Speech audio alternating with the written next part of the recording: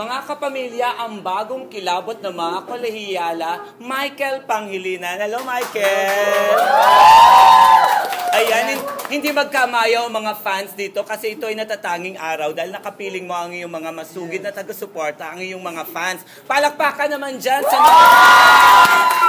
Ayan. Anong pakiramdam, Kuya Michael? At maid ka na talaga? Nako, hindi pa naman po ako katulong.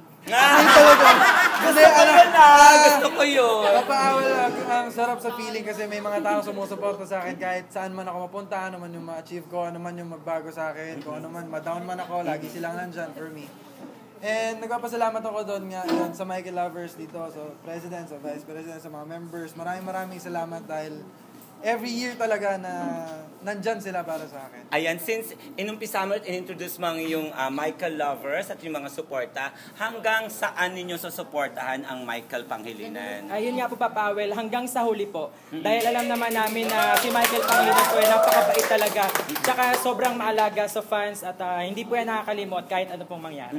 Ano naman ang mensahe mo sa mga hindi pa nakaka-discover kay Kuya Michael at gustong sumama sa inyo, sa fans club nyo? Sa mga hindi pa po kasama sa Michael Lovers, hindi po kayo magsisisi na si Michael po suportahan nyo kasi sobrang bait, talented, at saka guwapo.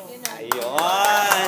At syempre may album pa si Kuya Michael. Paki-share naman yung album mo. Ayan, available po ang album ko sa lahat ng record bars, Astro Plus, SM Stores, and Odyssey.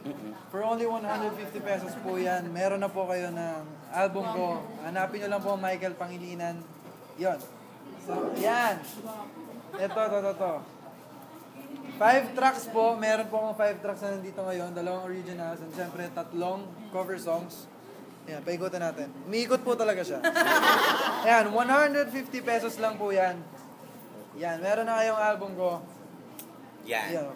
At syempre, Under Star Records. Correct, Under Star Records. Importante yon. May dalawang pakakaabangan kay Kuya Michael Pangilinan. Yes po, pwede Isang na ba? August 28. Ano ang mangyayari sa August 28? On August 28, magkakaroon po ako ng major concert sa Teatrino, sa Green Hills po yan. Malapit po sa Promenade. And meron kami po ako mga guests na pupunta doon. Sana po supportahan niyo po ako. At narinig ko kasama daw dyan si Sam Milby. Milby. Wow! Diba? At meron pa silang abangan, hindi pa pwedeng i-announce, pero isa ka daw sa official interpreters ng Himig Handog. Yes po. Kung anong kanta yon, abangan nila.